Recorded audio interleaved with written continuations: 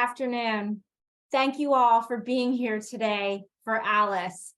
There are nearly 700 people from across the country coming together here today in community to talk about Alice, asset limited, income constrained employed, the nearly 52.5 million households in the United States that are working hard but struggling to make ends meet. We all know Alice, your family member, your friend, your coworker, the childcare worker, the retail salesperson, the teaching assistant, or the home health aide that we all rely on day in and day out. As the pandemic has shown, Alice workers are critical to keeping the economy running smoothly during times of crisis and beyond. Today, we are very excited to launch our first full update of all the Alice data in nearly 3 years. Our report, Alice in the Crosscurrents, COVID and Financial Hardship in the United States, is part of our ongoing commitment to provide the most up-to-date data locally on financial hardship in the United States. Our network of 27 partner states and the District of Columbia and their community stakeholders are using the Alice metrics to inspire action and generate solutions to promote equitable financial stability. The video loop that we all just watched showed significant examples from all across the country showing how the data is put into action across the United Way network and many of our partners. And in just a few minutes, you will hear from leaders in transportation, tax policy, and workforce about new and creative ways the Alice research and data is being used.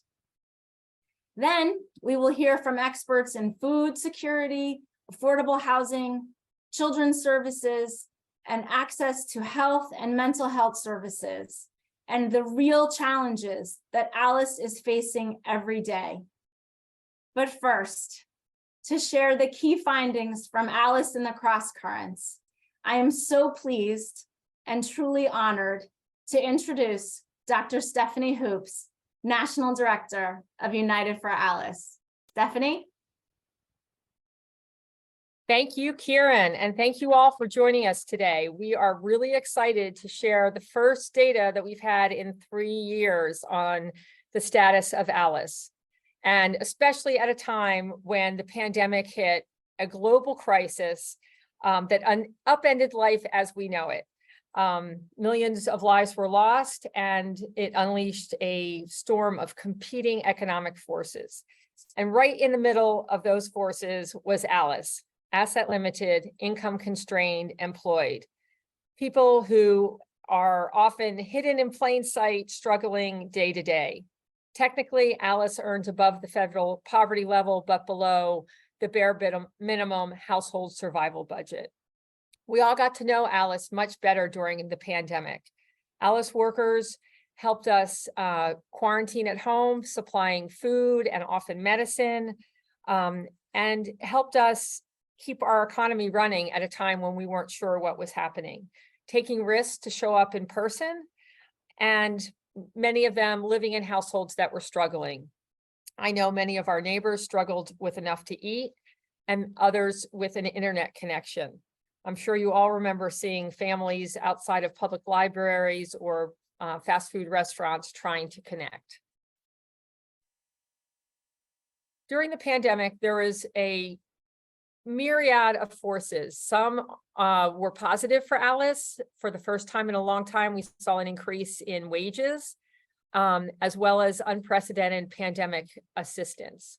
But at the same time, there were numerous job disruptions. Many jobs were lost. Many people had to switch jobs, and we had the onset of inflation. Layer on top of that, people moving for the pandemic, there was a lot going on. So what did we see?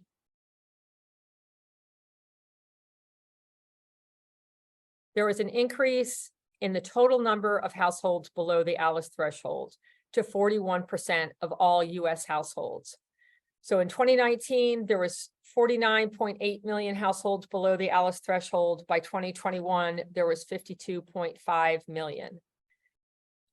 It could have been a lot worse. We saw a much bigger increase during the Great Recession, but it also switched a trend of improvement that we had seen since 2016. So what are we seeing across the country? There are ALICE households in every single state, and at least 1/3 of households in every state don't earn enough to afford the basics. The range is from 32% of households in Alaska to 52% in Mississippi. There are also differences by region, which are interesting, with the lowest rate in the Midwest and the highest in the South. Different groups are impacted disproportionately in terms of our ALICE analysis, and we see those with the highest rates of financial hardship are Black and Hispanic households, our youngest and oldest households, those headed by someone under 25 and over 65, and single parent households. Those with the lowest rates of financial hardship are white households, those who are working age, and married parent households.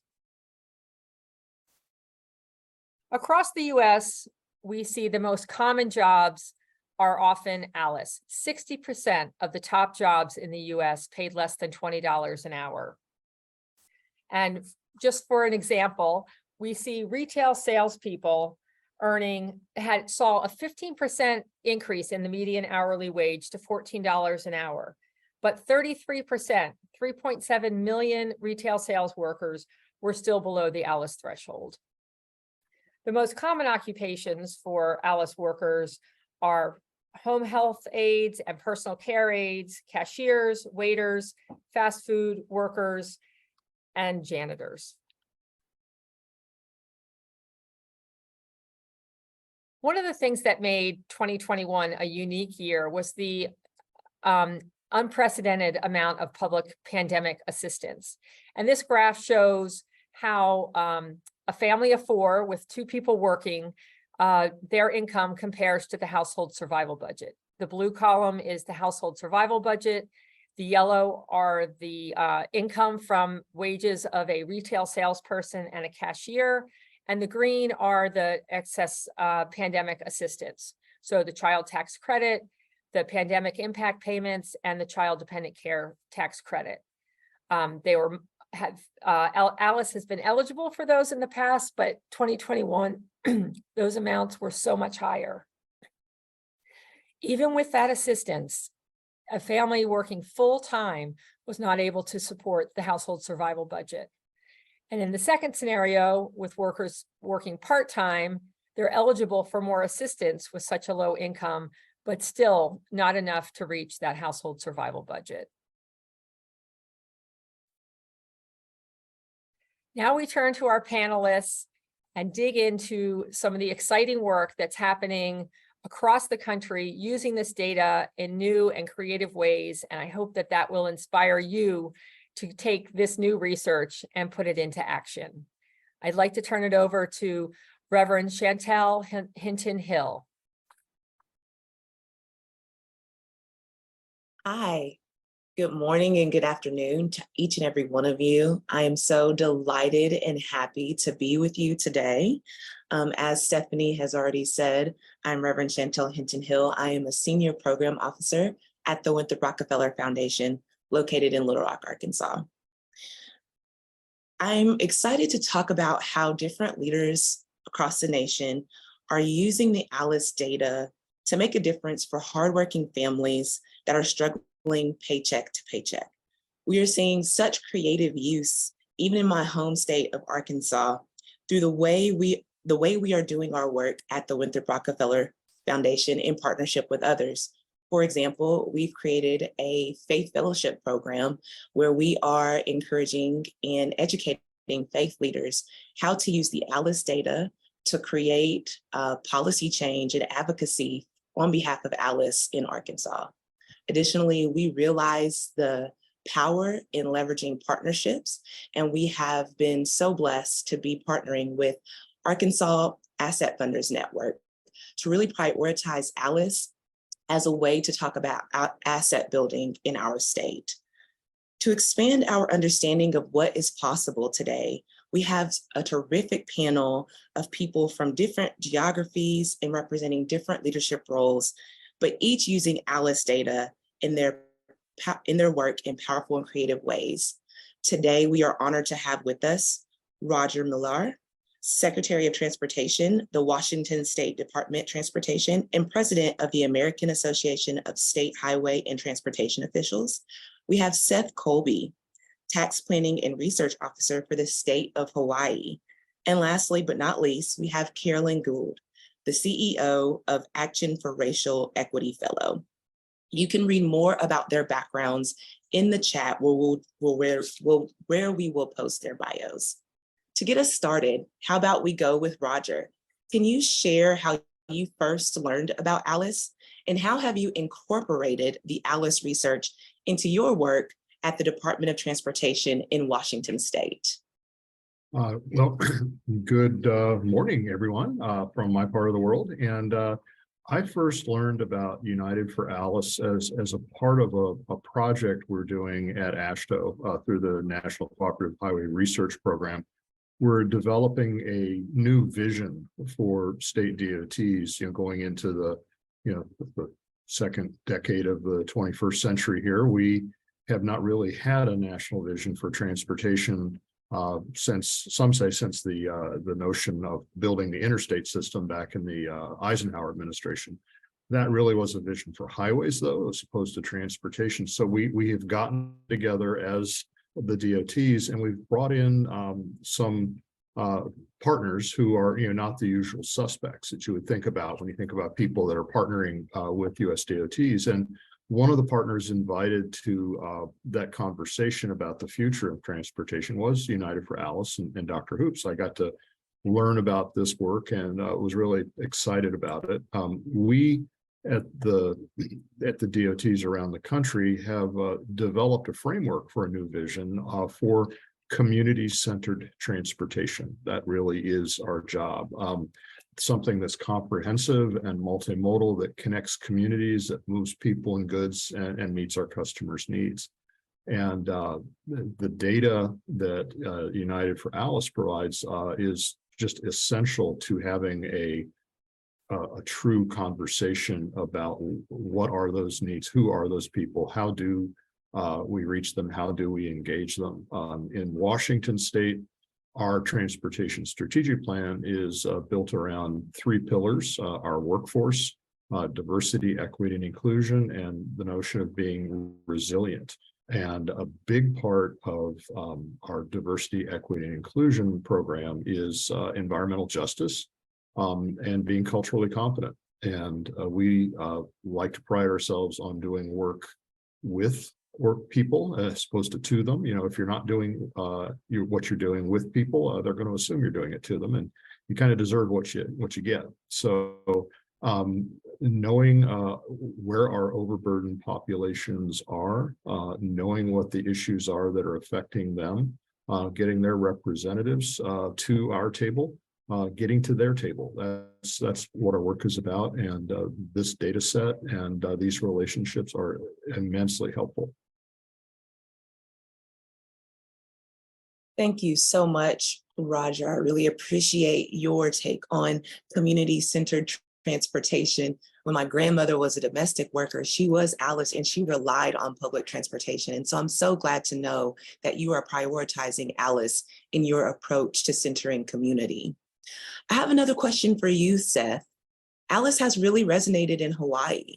Can you share why you think ALICE is a useful metric in your state? And how have you incorporated the ALICE data into your work on tax reform? Yeah, aloha, everybody. It's a pleasure to be here. Thank you very much. It's early here in Hawaii, so I will bring you the nice rising sun all the way coming from the tropical islands. ALICE is incredibly important here in Hawaii for a number of reasons. One is Hawaii is a notoriously high-cost state. So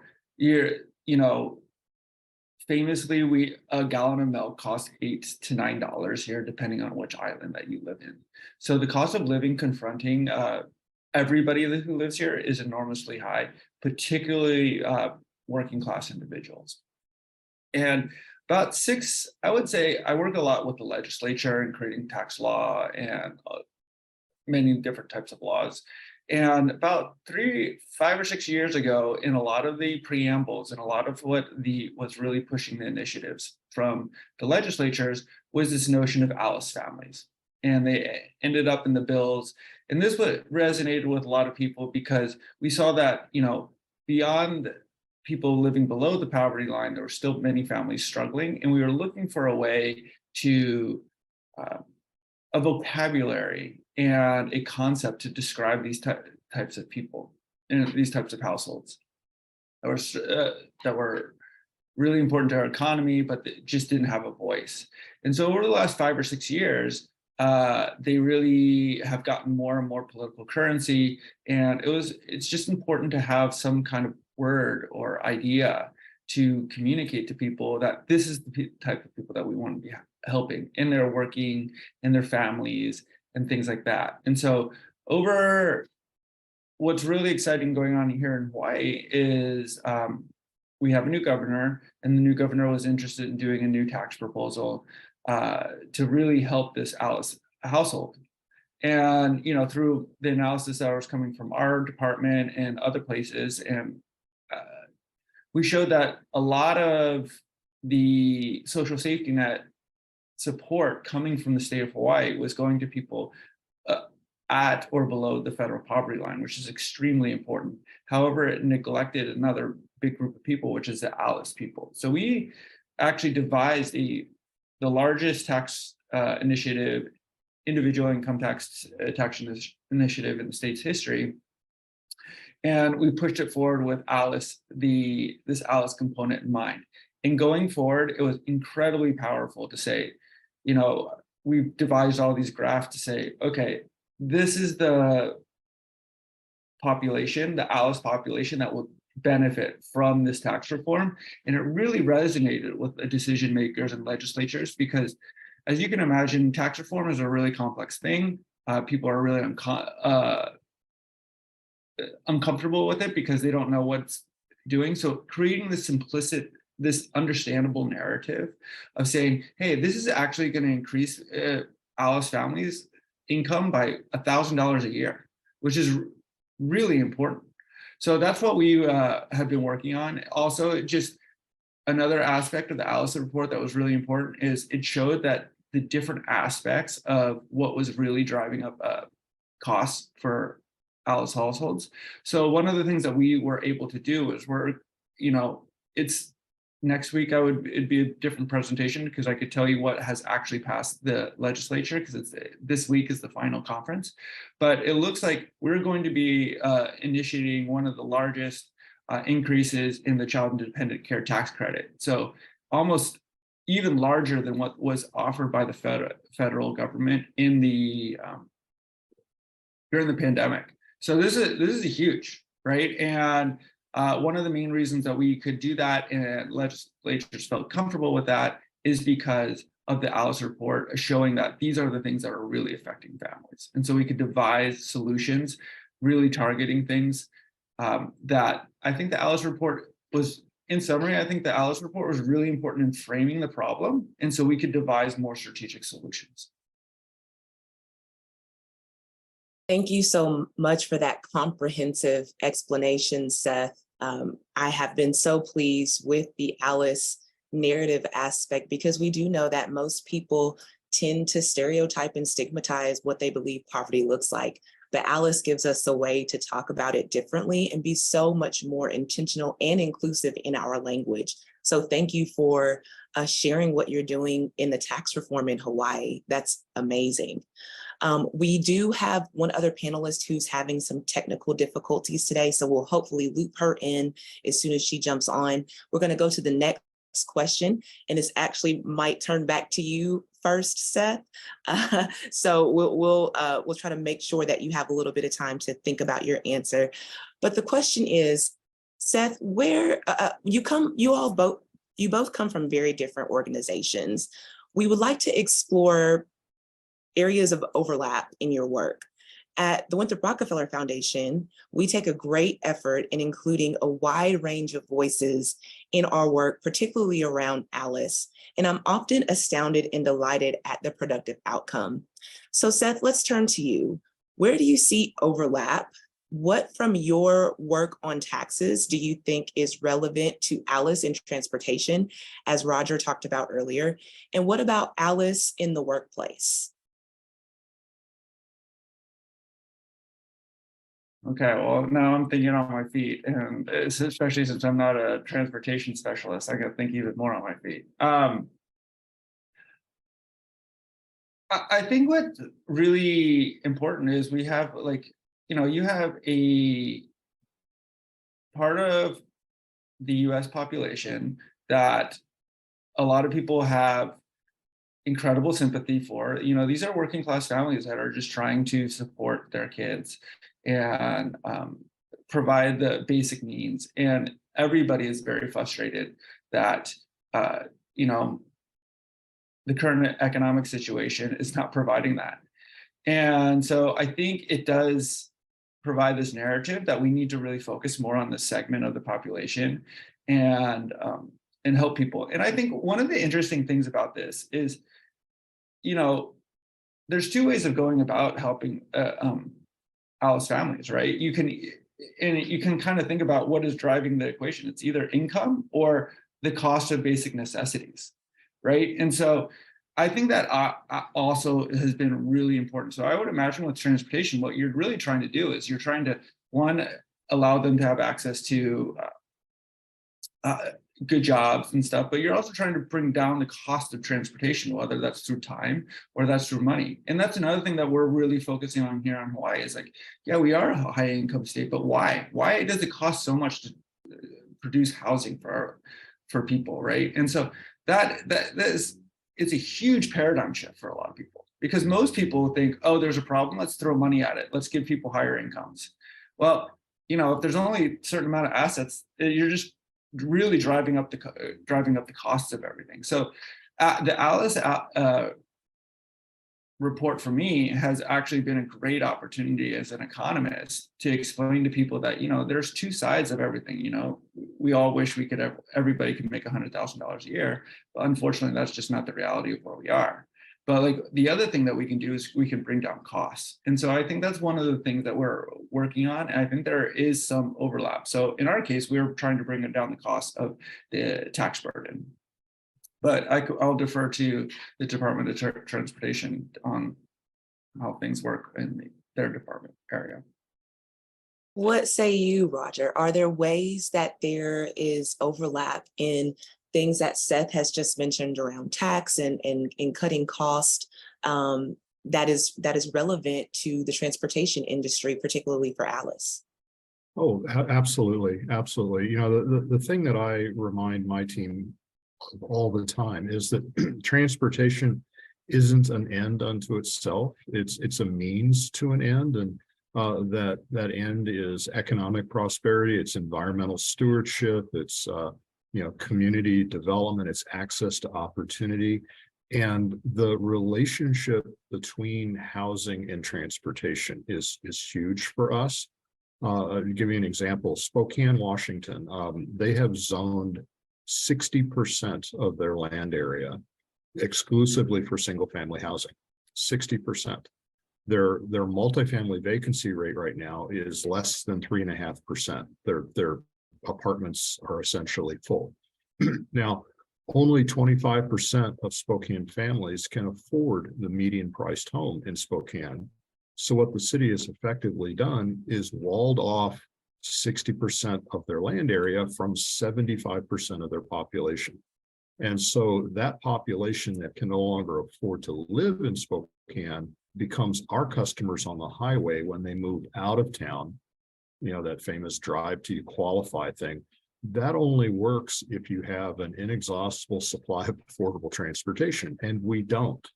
So making sure that decision makers understand these relationships and the impacts on the families, the people that we serve, is hugely important. I have been making the case about the connection between land use and transportation for some time.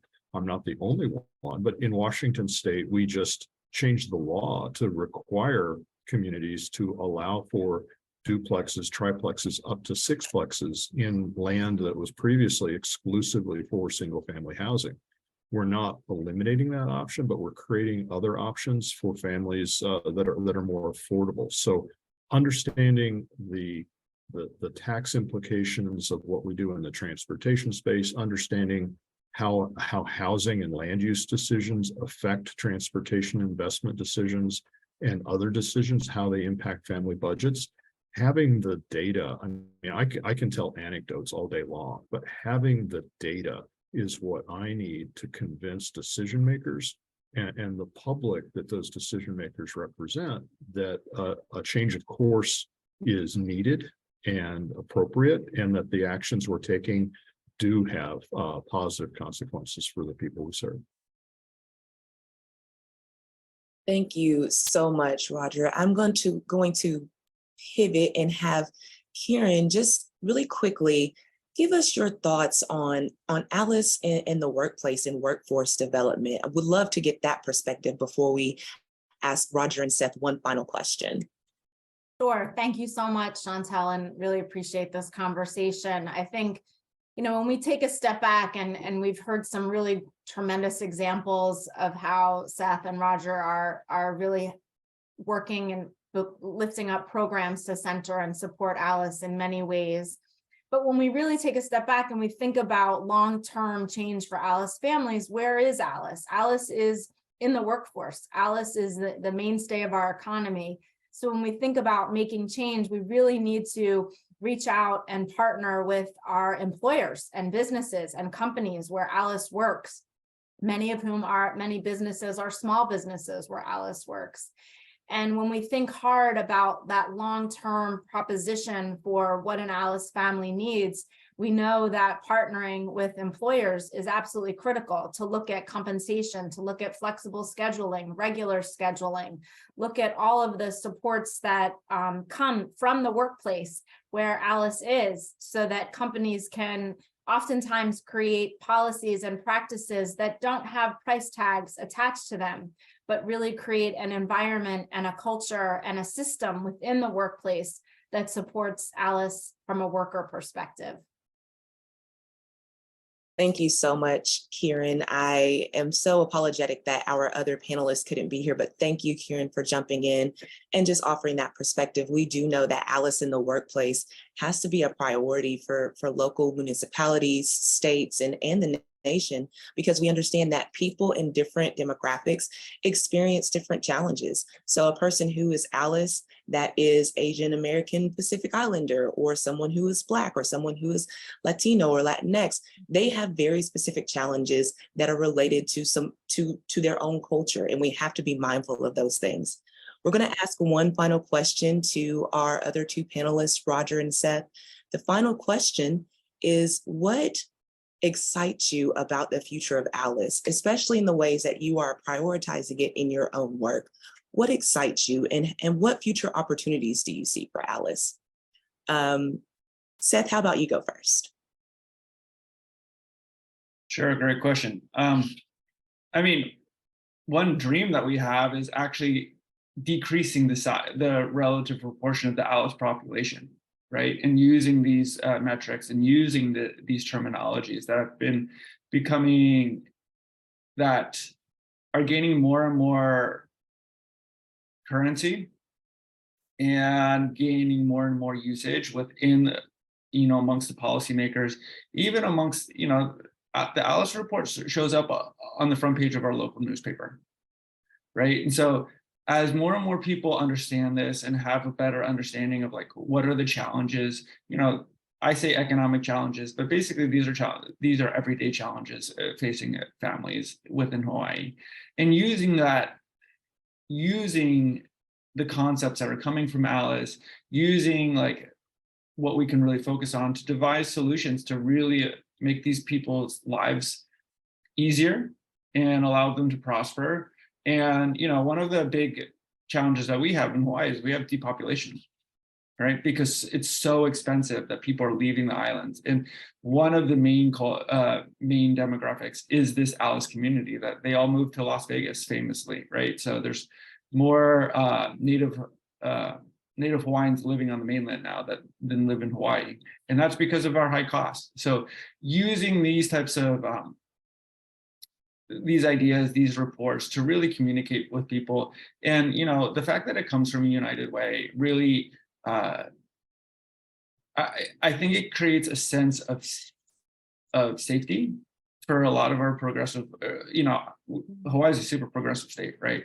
So like just having a report that people can feel like they trust and they can use, and that they're not being manipulated with.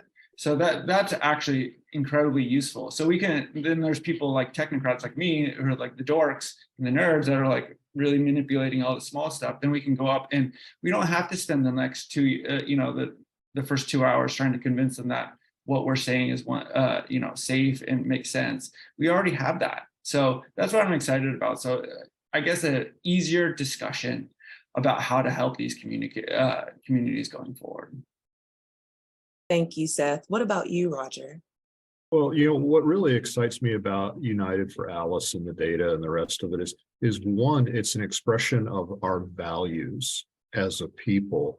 And then it's a measure of how our investments are aligned or not aligned with those values. And when you look at the percentages, it's really clear that there's an alignment problem, shall we say. So what I'm excited about in the future is using the values that we express through United for Alice and the data to help decision makers guide investment appropriately. In Washington State, we're investing in overburdened communities. We're making huge investments in public transportation. We just made public transportation fare free for everyone 18 and younger in our state. So children and families with children are getting a huge boost there. We're making investments in rural mobility. We're making investments in special needs transportation. We're making investments in pedestrian and bicycle infrastructure. We're decarbonizing our transportation space, and a lot of our overburdened communities are the communities that are most impacted by the air quality problems and the noise related to transportation. So we're doing a lot in those spaces. And again, what I don't like the term data-driven decision making. We don't make data-driven decisions. They're values-driven decisions informed by data. And what excites me about this data is we're no longer talking about the federal poverty limit. We're talking about what it takes to actually live in our society. And that to me is going to be and has been a game changer in our conversations about, again, transportation as a means for all of us. Thank you so much. I'm going to take what you have said, Roger, and really apply that values-driven decisions. That was so very, very helpful. Here's what we know. What you do unto Alice, you do unto everyone. It should not be a political or partisan issue to talk about people who just deserve to live well because they're working hard. I am so grateful for each of you and what you're doing in your respective fields, in your respective states. Thank you for your time. I look forward to connecting with you after this and learning more about what you're doing. And you all will be able to access their information, their bios, and this recording after it is over. Thank you again, Roger and Seth, for being with us today. I'm going to hand it back over to Dr. Stephanie Hoops to continue our conversation for today. Fantastic. Thank you so much, Chantel, and thank you for our amazing panelists, and what an inspiring discussion. And with that inspiration, we want to make sure that you know how important it is to think big and to keep moving with the Alice data. We have some very worrying warning signs on the horizon. These are some key points that we conclude our report with. And I just want to emphasize that Alice kind of barely just made it through 2021. but what we're seeing in 2022 and on the ground in 2023 is concerning. So first up, 20% of households below the ALICE threshold reported not having enough food often or sometimes in the last week.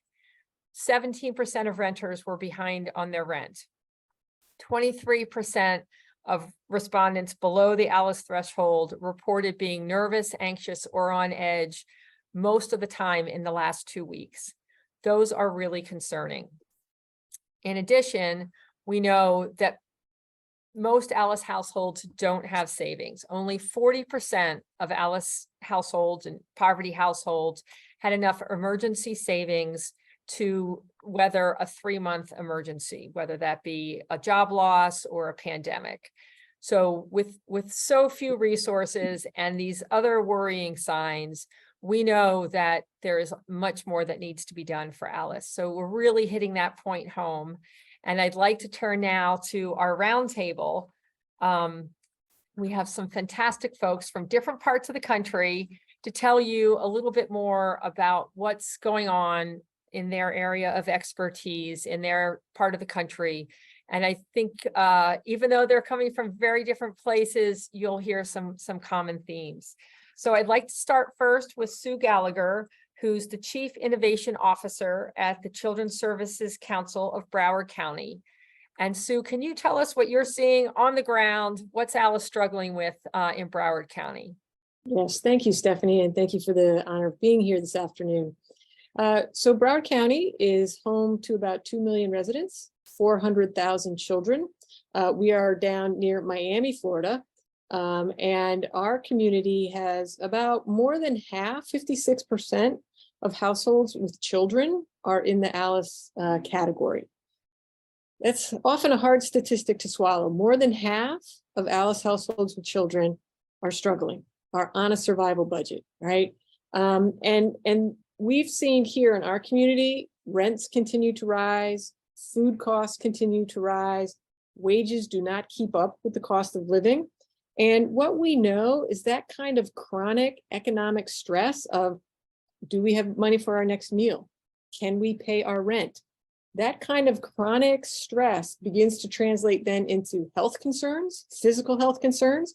Some of our families don't have access to healthcare and health insurance. And what we're seeing, particularly here in Broward County, and I know it's happening across the country, is an increase in youth mental health crises. When we have young people who are living in families that are continually stressed by the economic situation, parents having to work more than one job to try and keep a roof over the head, to try and keep the families together, is very difficult. Additionally, many of you may have seen in the news over the last couple of weeks that Fort Lauderdale, which is in Broward County, was hit by historic flooding, once in a century flooding, that particularly hit neighborhoods that have high concentrations of ALICE families. And those families, many of them who may own their families, if they're seniors, have had to choose not to get homeowners insurance because it's too expensive. And in order to pay their medical bills, keep food on the table, their lights on, they've not chosen health insurance. So now when you get a natural disaster into ALICE families who are already very fragile, now you've created a very crisis situation. And we are also dealing with sea level rise and an ongoing possibility of flooding and the harms of natural disaster. So families are really not positioned to be resilient because of the chronic lack of resources and supports that ALICE families and households have. That's what we're seeing here in Broward County. Thanks, Sue. It's tough to hear, but it's really important that we do. Thank you. Next, I turn to Risa Watkins, who is with the Frederick County Health Department in Maryland. Risa, what are you seeing? Hi, Stephanie. Thank you so much for having me here. And I'm representing Maryland. As I don't know if you can see, it's not Maryland unless you're showing the flag. Sorry. So I'm also thrilled to be representing local public health. And from the perspective of a local health department, we know that good health is more than just the absence of disease. And all of the elements that we discuss here in the ALICE report contribute to the overall well-being of our entire community, because what affects some of us affects all of us. So in Frederick County, about 36% of our households are living below the ALICE threshold. So more than a third of our county. Our county is seeing a lot of growth. While overall Maryland is declining a little bit in population, Frederick County keeps growing. We're just north of DC and west of Baltimore, so it's a great location. But our growing population, see, Frederick County is just moving all the time. Our growing population means that our ALICE population is likely to continue to grow as well. About 15% of our population is over the age of 65. More than half of our seniors live below the ALICE threshold. And again, this continues to grow. Our community, like a lot of others, saw a lot of food insecurity during the last few years. Our Meals on Wheels program more than doubled the amount of people that they serve. When schools closed, we know a lot of our students who get meal support at schools were in danger of food insecurity. So we had a lot of groups step up and provide that additional support. But even when schools go back in session or went back in session, you know, the rising food prices that we've mentioned, all of that is continuing to make food insecurity an issue in our community, and especially for our ALICE households. As was already stated, we're seeing the increases in mental health issues overall, and especially in our students. So our middle and high school students have reported feeling anxious and sad at much higher rates than before the pandemic. And those numbers are even greater in our LGBTQ+ students. So we know here, housing, transportation, jobs, wages, childcare, those are the things that are recurring challenges in our community overall, and felt especially hard in our ALICE families. But in spite of the reports that we get, I am always encouraged by our local partners, their commitment to working together for the safety and health of our community and everyone here. And I am so grateful for United Way for making the ALICE report available on a county level so that we can have that local data to better serve our community.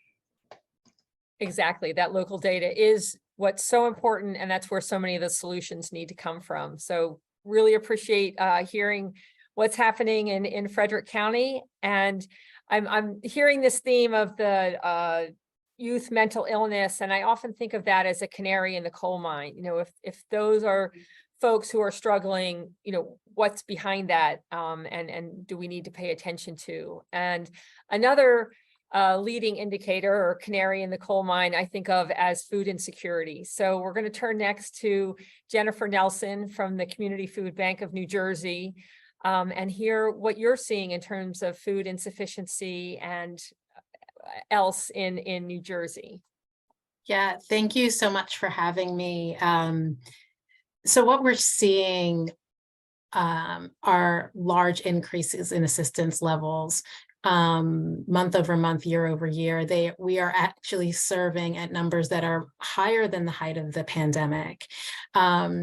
And if you go back right now, what's public as far as food insecurity numbers are the 2019 to 2020 numbers. We did see a decrease in overall food insecurity, and that's definitely attributable to some of the supports, you know, stimulus checks, waivers in federal feeding programs, SNAP benefits, SNAPs or food stamp benefit increases that happened during that time. However, and so we know that food security is a solvable problem. We saw, you know, when our society and our government really leaned in and said, we got to do something to keep this from going out of control. It had an impact. However, during that same period of time where we saw food insecurity tick down in New Jersey, it did not tick down for Black or Hispanic Latine populations. And so we saw those levels rise or increase during the same period of time. So while we are working on this problem, we also know that the severity of need in certain communities is much higher. Those communities are digging out of a deeper hole that's fueled by systemic inequities, and that we need to be attentive to that as we try to solve these problems, and that we are not going to solve them as the charitable food system or the government or anyone else, that those solutions really need to come from those communities. So we're trying to listen better. But as we see these resources go away, we're seeing numbers continue to rise. Just February to March, my local preliminary data says that assistance went up 15%, which we expected because the SNAP emergency allotments went away as of March 1st. So families saw significant decreases in their ability to purchase food at a supermarket. New Jersey is the only state that has a $95 SNAP minimum per month, and it's still not enough. And the federal limit, I believe, is 27 minimum. Like what food can you buy on $27 if you're at the minimum SNAP benefit allotment? It's just, when eggs are $4 and $5 and $6, and in Hawaii, a gallon of milk is $8 or $9. Like you can't survive off of that. And so as we look at continuing to provide needs to help people meet their immediate food needs, we know that that's not enough. And so we're really focused not only on providing food for immediate needs, but those supportive solutions to really help people lead that healthy and active lifestyle. We're not looking at food for survival. We're looking at food to have thriving communities, food that supports people's health, but rent eats first. So for the Alice population, it may not be that they're starving. They may be eating, but they may be eating foods that cost less, that are not supporting their health. And so that is also the face of food insecurity. And I want to make sure that, it's kind of sexy to talk about kids who go to bed with their bellies empty, but we're also talking about families that are facing obesity and other health challenges because they're eating food that's not healthy. And that's just as insidious. And so I want to make sure that as we're having this conversation, we're really thinking about what food insecurity really looks like, especially for Alice families, and know that, the health work that we've talked about, the policy and advocacy work that we're doing, all are equal pillars in this fight. Such great insight. Thank you so much, Jen. That's awesome. And for our last panelist, we're going to turn to Wisconsin and Brad Paul, who's the executive director of the Wisconsin Community Action Program. Brad, what are you seeing on the ground in Wisconsin? Hi, thanks, Stephanie. You've heard a lot of it already with my fellow panelists. Very similar story here on the ground. And by the way, that's not Wisconsin in back of me. That's wishful thinking somewhere else, halfway around the world. As just mentioned, I run the State Association of Community Action Agencies in Wisconsin. We have member agencies in rural, urban areas, everything in between. We cover the entire state, so we get a good perspective on economic insecurity based on different social geographies. And one thing about our agencies that's important for this discussion is we were born out of the war on poverty. And as such, a lot of our programming, a lot of our funding streams are inextricably linked to the federal poverty threshold.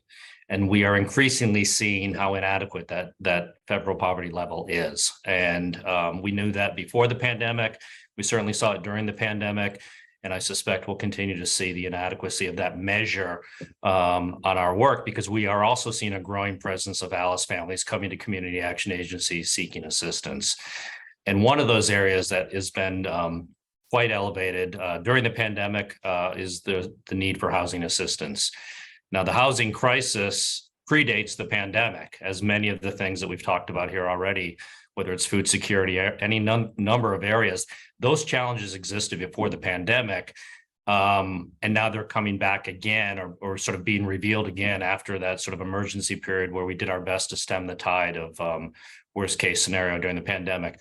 With respect to housing in Wisconsin, let me give you a couple numbers to illustrate my point. Before the pandemic, that's important. Before the pandemic, over 300,000 individuals in Wisconsin, low-income individuals, were paying over half of their limited income on rent.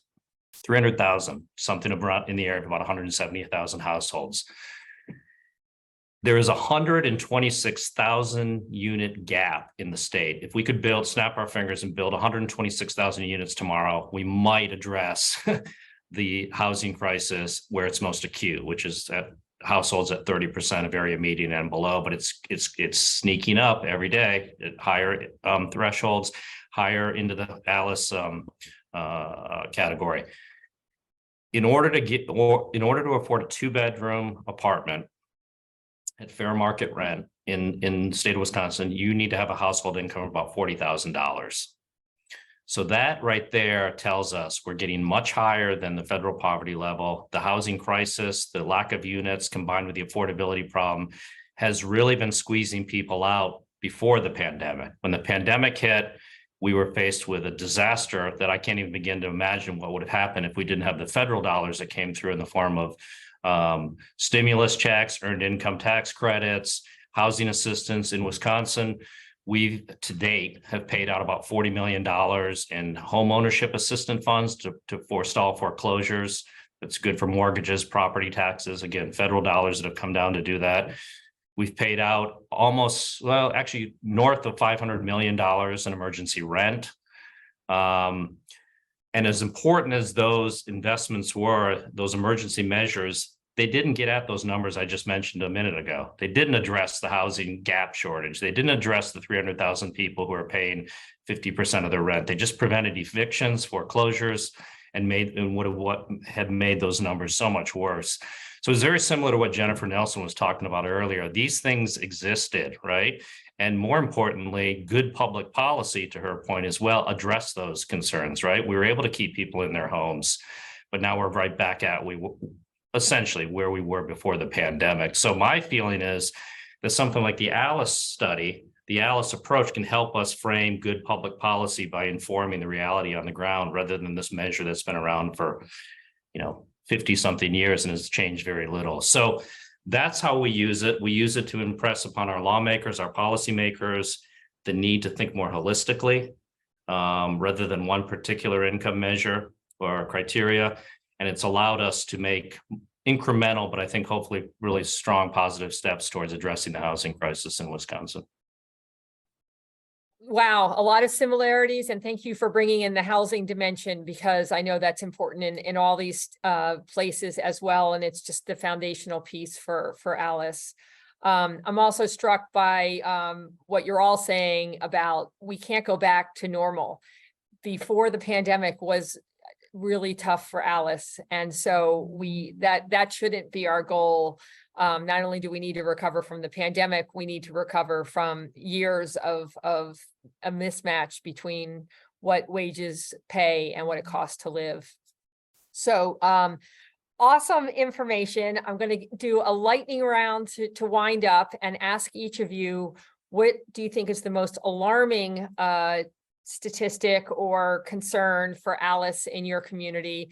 And what do you see as one ray of hope or opportunity in your community? And I'm just going to mix up the order a little bit and ask Risa to go first. So dual question, what's the most alarming thing on your horizon, and where do you see a ray of hope or opportunity? Well, what comes to mind, and I don't know if it's just because that's what Brad was just talking about, but the housing is just such an issue. And East Coast here, the property values and the interest rates, everything is just getting so much worse. And that is a continued issue that is, as Jennifer said, rent eats first.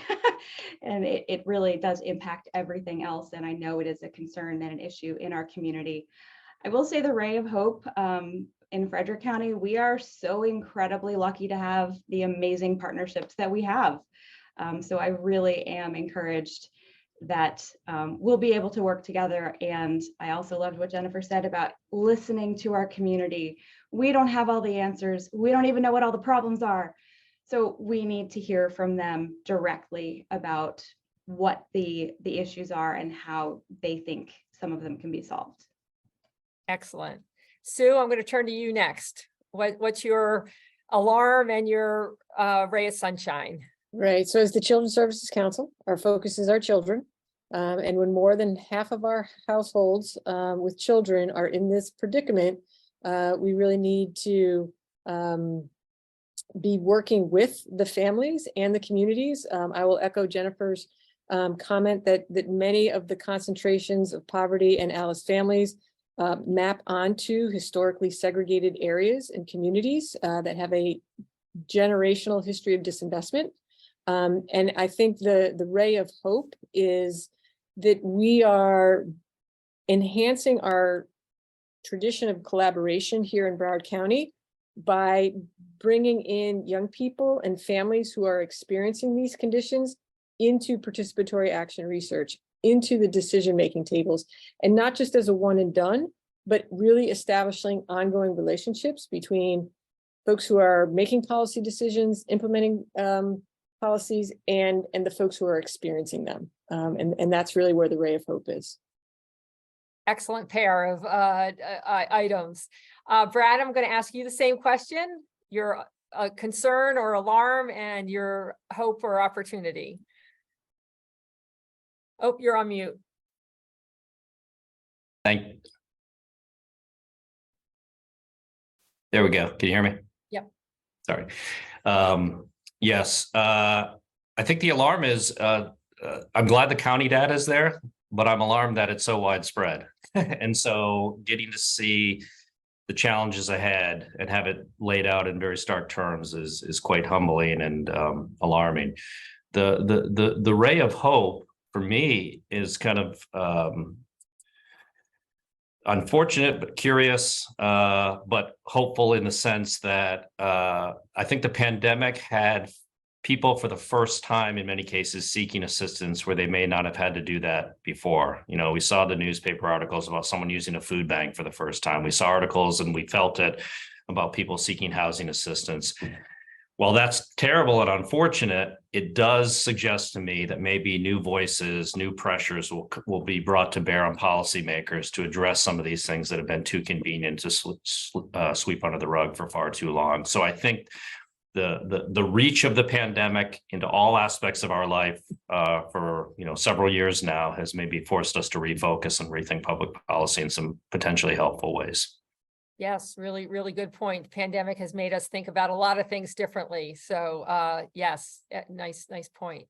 All right, Jennifer, you're going to be our wrap up. What's your concern and your hope?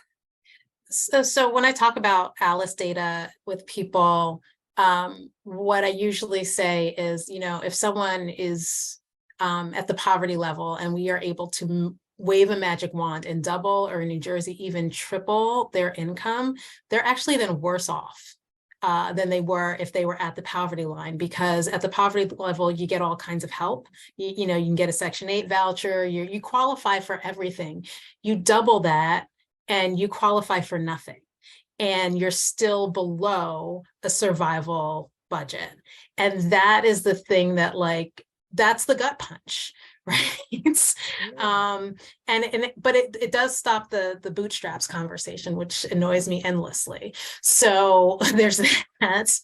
The ray of hope are these conversations, right? And I really like what Roger said earlier about making values-based decisions based on data, and hopefully starting to depoliticize these conversations and talk about it in terms of what people actually need to live a healthy and active lifestyle, and not just be at a survival limit. And in our society, the conversation shouldn't be survival versus not. Absolutely. Well, Sue, Brad, Risa, and Jennifer, thank you so much for joining us and helping to bring these points home. I want to take our thank our initial panel too with Chantel, Roger, and Seth. What a great group of people all talking about Alice. Does give me some hope. And I have a big ask for our audience, that we are at a time now where people are talking about Alice, but not using the words, and talking about the invisible population, people left behind, people feeling forgotten. We have a name for these folks. It's Alice, and we all got to know Alice very well during the pandemic. So I encourage each and every one of you to keep using the language and incorporating it into your conversations. Teach someone else this word, and it's only when we can name a problem, measure a problem, can we start to solve it. So thanks to our panelists today for bringing that home, but I also want to thank our partners across the country. We work with United Ways in 28 states, and they are doing fantastic work on the ground, bringing this to their communities. So we hugely value your partnership, and look forward to the year ahead, where we hope that we're going to make Alice a household name, and keep the good work growing. So with that, I'm going to pause on our panel and thank everyone for listening in. We have a part 2 if you have time, if you can stay on. We're going to do a tour of our website, which has some fantastic upgrades and readjustments from feedback from all of our users. So I think you're going to be excited about the new data, the new usability. So please stay on for a few more minutes if you can. But otherwise, thank you for sharing your lunchtime with us, and we look forward to further work together in the year ahead.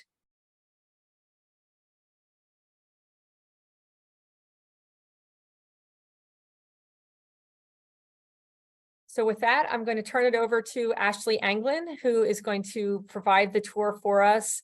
And thank you, Ashley.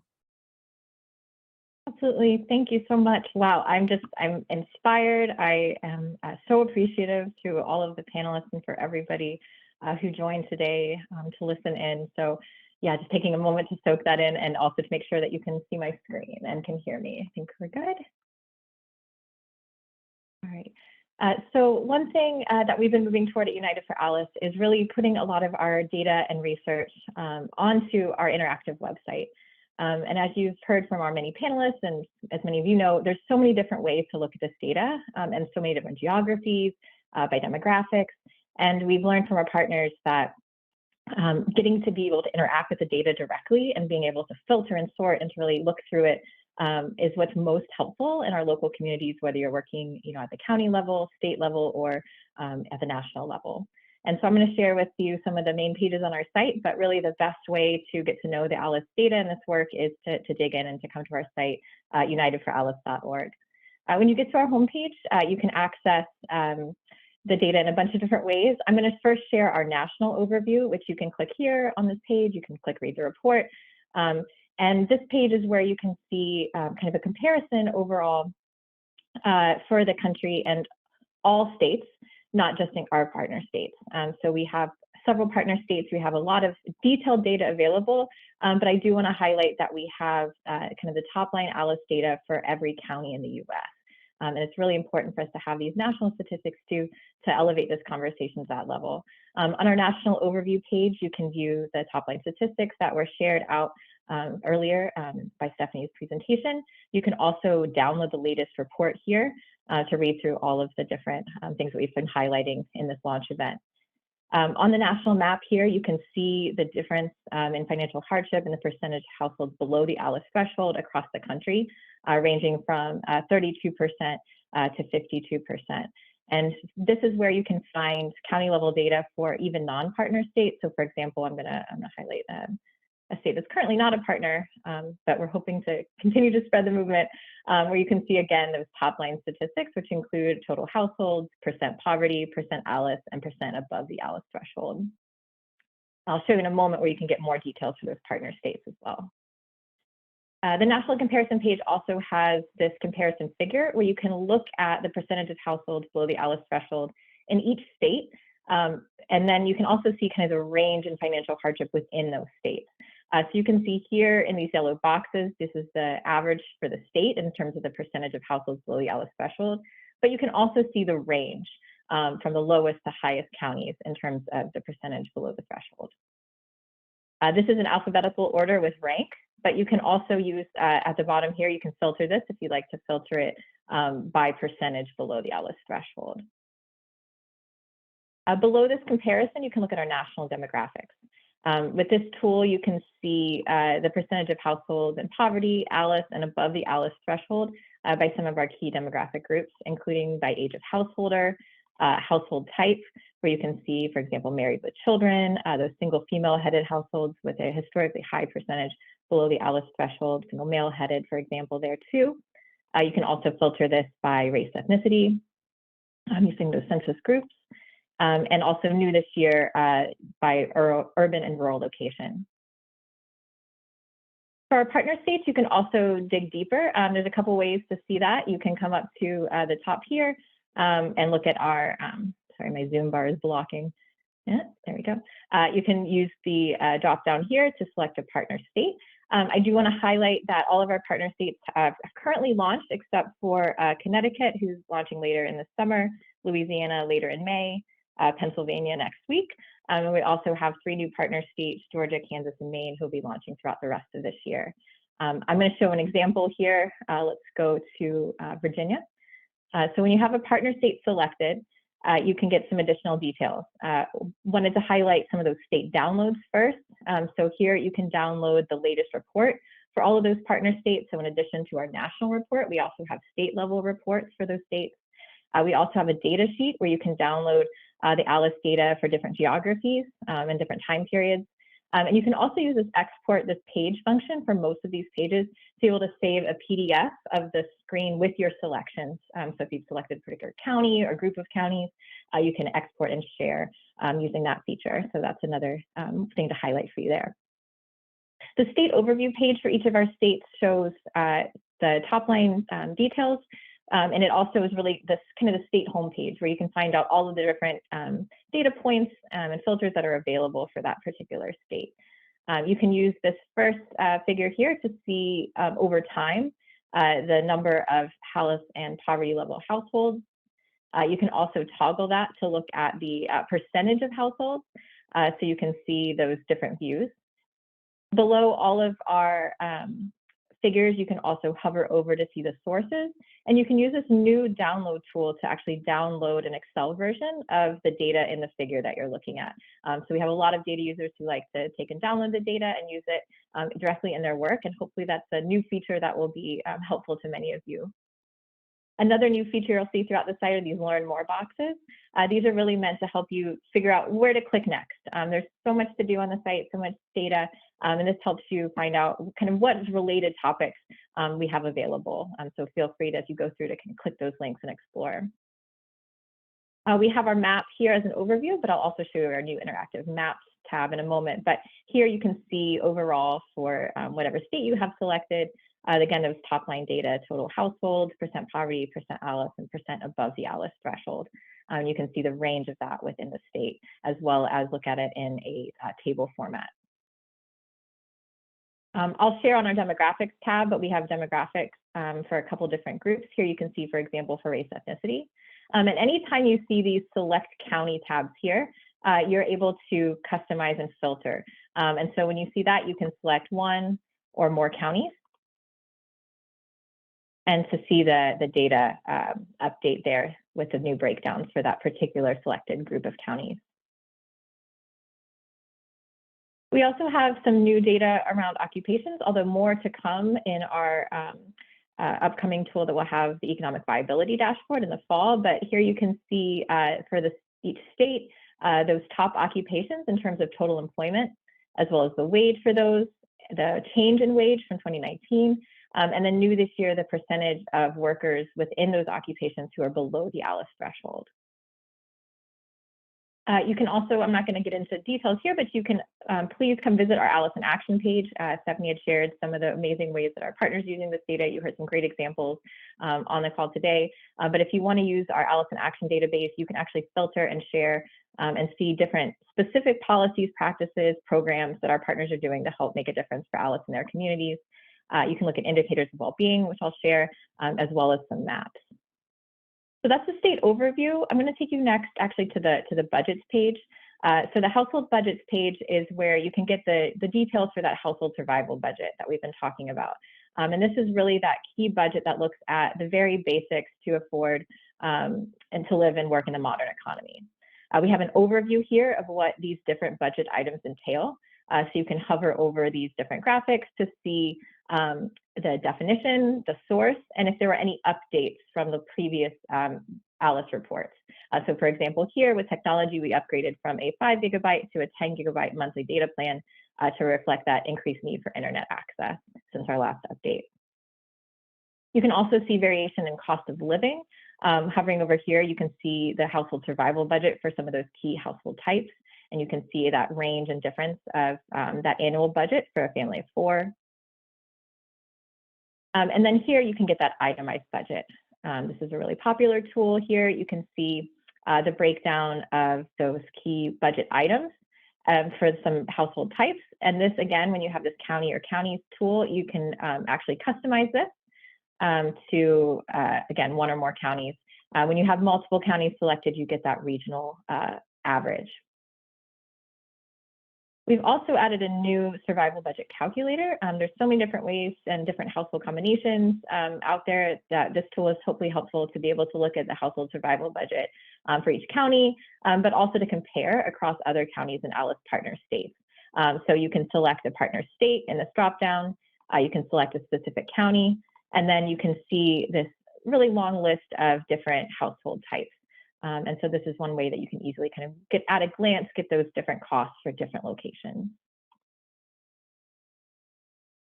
And then finally on this page, we have our ALICE stability budget, which is a slightly higher, more financially stable household budget. It includes a 10% savings category that can be used for an emergency, for additional education, or to put toward home ownership or other goals. The next tab I want to show is our Maps tab. So on our Maps tab, let me go to this one where it's already loaded. The Maps tab is a new combination of several different maps that we had throughout our site, and it's a great way to see at a glance the different geographies that we have available, as well as the different demographic groups. So on this tab, you can use the filter tool here to look at households by those groups. So for example, by age. You can also see the map filter by race ethnicity.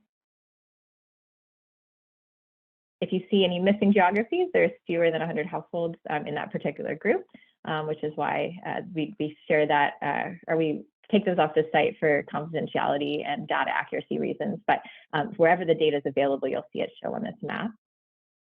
And then this is where you can also look at those sub-county geographies, including zip code, sub-county, which is those county subdivisions, and census designated places. On top of these maps, a new layer we have are resources. So here you can layer on top things like healthcare facilities, banks, libraries, and toggle those on and off. And when you have those selected for any of these geographies, you can click on the geography to see the ALICE data. And you can also click on those points to find out what resource and the specific details for that resource and in that particular location. Lots of exploring to do there by location. Next on our demographics tab, you can see some of the breakdowns for these key groups in terms of the number and percentage, and also to look at them over time where possible. So on our state and county demographics page, you can first look at kind of overall all households. Again, here you can select 1 or more counties. And you can watch the data change with those selections. Always, again, you can hover over to get those different breakdowns. And you can toggle between number and percentage. So this is for total households, but here you can also see breakdowns, for example, with families with children over time and for 2021. Data by age of householder. And by race ethnicity. One note for race ethnicity, due to changes in how the census asked about encoded data starting in 2020, we're not able to compare race ethnicity over time to previous data years. We think this is an improvement to the way that they ask about and code race ethnicity. However, they urge caution, the Census Bureau urges caution in doing that comparison, so we're passing that caution along. However, with future data releases, we'll be able to start looking at this again kind of over time and make sure we're looking at that apples to apples. There's a note here about that for anyone who needs additional details. On our labor force tab, we have some additional data in terms of the breakdown of the labor force. And then also on our well-being tab, which I want to share here. Actually, I'll share that for a different state. Let me show our county reports first. The county reports is a tab that is really important for those who are working at the county level. This is really where you can get that deep dive into what is available at the county level. And so for this tool, you select the county. Let's go to Ramsey. With a county selected, you can see point in time data. So for example, your population, number of households, labor force participation. And then you can also see for that county, kind of that breakdown in number of percentage of households, the data for race ethnicity, as well as by household type and age of householder. You can see that budget for that county.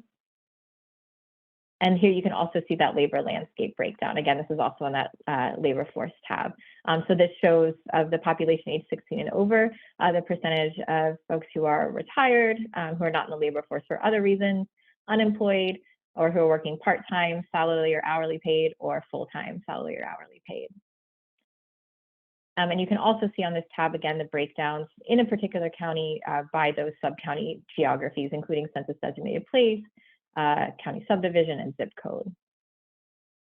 With this is a particular place I always like to highlight, again, this export page, because you can really export a county report all in one right here using that functionality. And then I'm actually going to show our well-being tab really quick. Some states have different indicators. I'm going to show New Jersey because we have all of those selected. However, if you're interested in selecting additional indicators for your state, you can email us at info@unitedforalice.org for more information about that. But this tab is where you can look at the ALICE data along with other key indicators of well-being. So for example, internet access, which is one that's available for all states, but you can also see all the different possibilities that are available here, including child food insecurity. You can see different health-related indicators. You can look at home ownership, internet access, life expectancy. I'm going to select life expectancy because that's one of the places we actually see one of the greatest correlations between the ALICE data, which is, again, I think a warning sign and definitely an alarming thing here. But you can see for that county, but also in the background here, this is all counties. So we can look at that trend to see what the data shows in terms of the relationship between these different values. I also want to share before we conclude our legislative district tool. You can access that here in our tools and resources by selecting legislative district tool. I have it open here. This tool is really important because it's creating these custom geographies that are important to our legislative process. And so you can see for any of our partner states, for the legislative districts, both congressional districts as well as state legislative districts in the lower and upper chamber. If you know your district, you can select it directly from this list here, or you can select a particular geography directly from the map itself. And so when you have a geography selected, below the map, you'll see a breakdown in some of those key indicators. So we include here race ethnicity to show those disparities that exist in financial hardship, as well as the difference in the percentage below the ALICE threshold and the percent participating in SNAP, for example, here, really just as one way of kind of highlighting and eliminating that gap in need versus assistance. You can see why this data matters for ALICE here, as well as technical details about the tool itself. If you'd like to know more about our partners and this work, in the About Us section, you can look at the ALICE movement. You can also look at our research advisory committee members. This is a key one because we have several hundred research advisory committee members across the country in our partner states who have helped inform this work. It's been a tremendous effort on everyone's part, but it's so important to making sure that our data makes sense in those community contexts, to make sure we're communicating clearly and that we have that insight from different experts across the country. And so you can actually use this tool here to look at the research advisory team members for each of our partner states. It's a really great list of folks, so I encourage you to check it out if you can. You can also see our state leads. We have a wonderful network of United Ways who bring this work to life every day. It's a growing movement, and we have some amazing partners. So you can use this list here to see kind of our list of partner states, as well as our state leads for those particular states, and also our current partner state report sponsors. So I saw there were some questions in the Q&A. I was wondering if any of those were related to the web before I close. So I'm going to see if I can pop that open. Yes, so the question about the labor force statistics, yes, those can be filtered by county. You can do that on the labor force tab, or you could also do that on the in the research center under the county reports tab. I can show that.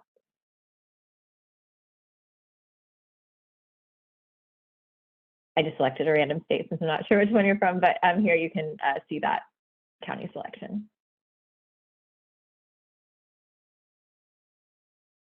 Let's see, looking for any questions here. If there's any missing data on the site, that's generally because of the size of the population. So we can get that. I wasn't sure if I think Steph's answering that one. For some states, there was a question around the well-being. There's some states that do internet access as the one indicator that we made available for all states, but there are more available for purchase. And you can learn more about that here if you want to email us at info@unitedforalice.org. But that is the main indicator that we share for all states. Actually, here's a question. Someone's asking, where do they find the Alice in Focus reports and data? Oh, great. Yeah, absolutely. So for our previous research release, Alice in Focus, we looked at 3 different populations: children, people with disabilities, and veterans. You can find that again here under the Research Center dropdown. And you can see those. You can go straight to a topic, or you can go to the overview page here. So for example, I'm just going to select children. And so all of the data that we have available. So this is looking at individuals in households. So with our traditional Alice data and with the data that we've released today, we're looking at households as that main measure. But we can also use a different data set to look at individuals within those households. So for this research series, we looked at, for example, children who are living in Alice households. And so you can see all of the data, including interactive maps and dashboards here on these pages. And you can also just go straight to focus-children or disabilities and see that data as well. Great. There's also a question about sometimes the mobile version is showing on your laptop. Yeah, it's about the size of your screen and the resolution. So the best way to access the site is on a desktop computer with your window fully expanded. We're working to see if we can make that less of an issue. But yeah, sometimes the site, it's a database and it's reading your computer as like a mobile device if it has a smaller screen generally. But yeah, the best way to do that is to make sure your window on your browser is fully maximized. And someone had also asked about where to find the briefs for those Alice in Focus. You can find those here under state briefs and sponsors. Any other questions? There's a question about the labor force statistics being filtered by county. Yep, we showed that. Yep, those can be done on your labor force tab for your state.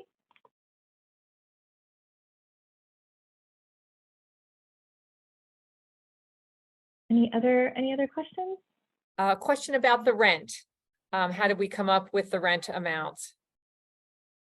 Great, yeah, so you can actually see on our household budgets tab where those different budget items are coming from in terms of their sources. For rent, we're using the U.S. Department of Housing and Urban Development's fair market rent. And so you can see that here as you hover over this. It's adjusted in metro areas using the American Community Survey, and they're also based on family size. So that rent will change depending on family size, and you can see that there. This is one of those things that we know it feels low. But this is really important because that's the metric that, again, the government is using to say, what is that fair rent? But we know not a lot of households and not all households that are searching for housing can find rent at that rate. So in reality, a lot of households do have higher housing costs. This is really meant to be that kind of minimal budget, but we know that a lot of folks are struggling for housing and can't find things at that fair market rent value. If you want to learn more and dig into our methodology, you can also go onto our methodology tab. This is where you'll get kind of all the nitty-gritty data details for our overview here. This is for the one that goes with the latest reports that we're publishing now. Yeah, I think we covered the questions, and there was a lot of thank yous, and website info is fantastic kind of comments. So we appreciate those too. Great, thank you so much. Oh, there was a question about the ALICE Essentials Index. Yes, we're going to be updating the ALICE Essentials Index. That'll be our next big release that we'll be doing in June. So more to come on that, but we'll be looking at that. And a highlight there is that in the past release, we did that at the national level only. This year, we will be doing that at the state and national level. So definitely stay tuned. There's more to come on that, as well as, like I mentioned, our economic viability dashboard, which will show some really important data at the county level and beyond for things like the core measures of housing, jobs, and community support and resources.